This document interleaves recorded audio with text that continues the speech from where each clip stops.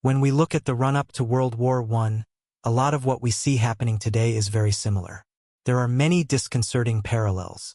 The only difference, well, one of the big differences, is that when you analyze how World War I was orchestrated, because it was contrived deliberately, you walk away with the impression that the people who were doing this in London primarily, but also in Paris and St. Petersburg, were extremely clever. They had done genius-level planning, scheming, and intrigues that brought the entire system closer and closer to an irreversible outbreak of war. We see attempts to do the same today, only this time it's not clever.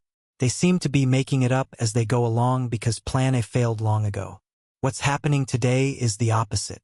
The same push toward confrontation is there, but without competence. Instead of grand strategy, you see improvisation. Instead of discipline, you see panic. Plan A failed. Plan B never existed. And now they're writing Plan C through Z on the fly. Plan A was simple, brutal, and unbelievably arrogant.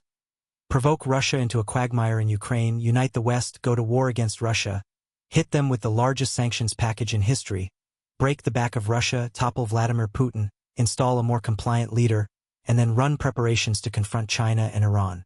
That plan failed almost immediately. Now we have grasping at straws. They're desperately looking to escalate the war to put together a united NATO front against Russia. They're searching for any pretext, any excuse. Oh, Russian vessels in international waters pointed lasers at our planes.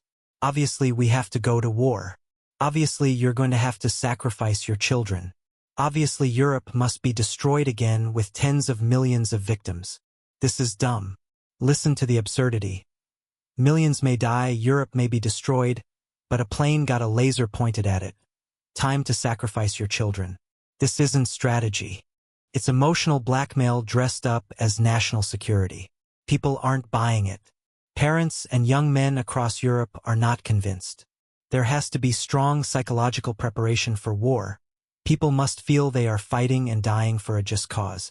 But the war in Ukraine is a spent cause. Zelensky is drowning in corruption scandals.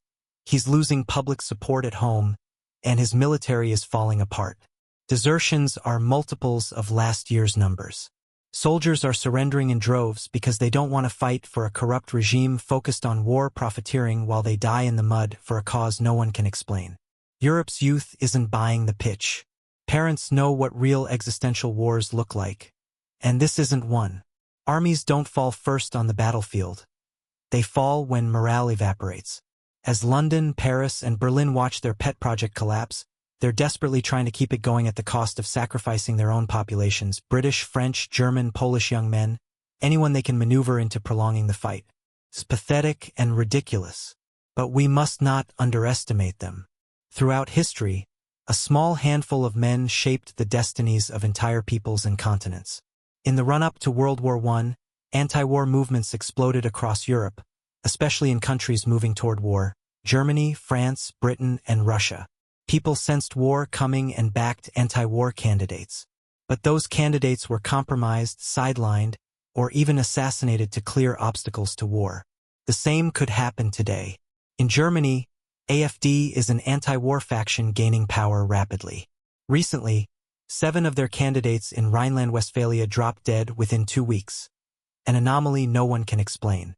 Look back at 1914. Anti-war sentiment was everywhere. People tried to stop what was coming. But when elites want war badly enough, they neutralize anyone standing in their path. Through pressure, sabotage, disenfranchisement, or, worse, this is dangerous. A handful of fanatical warmongers in power are working overtime to escalate the war with Russia. We are not out of danger. But we are very fortunate that Russia has responsible adult leadership. And the Trump administration, despite its chaotic rhetoric and theatrics, appears to be cooperating with Russia to prevent World War III from breaking out. Trump's approach often looked chaotic, loud threats, sudden pivots, misdirection. But underneath it, evidence suggests he was genuinely working for peace. He would create what looked like war preparation but later revealed he never intended to go to war. There is one place where this is most visible: Bosnia and Herzegovina. Right in the heart of the Balkans, the same region where World War I was detonated 110 years ago. This is where the British have been agitating for war for years. Local people openly said it. The British were provoking escalations. The Balkans are a powder keg with Croats, Bosniaks, and Serbs, easy to pit against each other through staged provocations. And provocations were rising. War seemed inevitable. Then everything changed when Trump took office. People reported tensions dying down. Provocations stopped.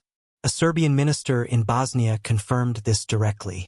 When asked if things changed after Trump came to power, he replied, "Oh yes," dramatically. "Everything is better." He described British negotiators as aggressive and unyielding, while American negotiators were reasonable and accommodating. This means the Trump administration knew exactly what was happening. They understood the British objectives and intervened to stop a war. They said, "You're out. No war on our watch." This aligns with what Russian insiders have said. Trump and Putin will prevent World War III. Not might, will. They have been negotiating in secret, working on a new European security architecture that could end centuries of British divide and rule geopolitics. Tensions in Bosnia didn't cool down by accident. They were defused deliberately. And since Bosnia has no powerful lobby in Washington, this wasn't political theater. There was no constituency to appease. Trump simply defused a potential war because it was the right thing to do. A total continental war in modern Europe would be worse than World War I and World War II combined. Sometimes history gives you one chance to step back from the brink. It appears Trump and Putin recognized that, and acted before anyone else even realized how close we were to the edge.